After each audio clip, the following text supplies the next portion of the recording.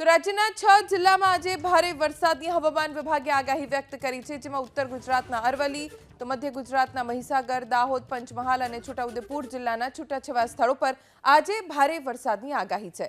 Alert જાહેર કરવામાં આવ્યું છે આ તમામ વિસ્તારોમાં. બીજી બાજુ દક્ષિણ ગુજરાતના નર્મદા જિલ્લામાં પણ આજે ભારે વરસાદ વરસી શકે છે.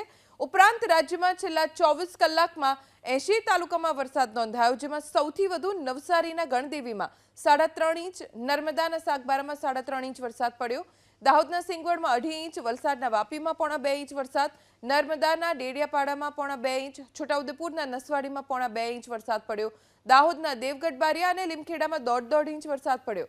24 કલાકમાં સુરતમાં, કામરેજમાં, તાપીના વાલોડ અને ડોલવણમાં 1.5 ઇંચ વરસાદ.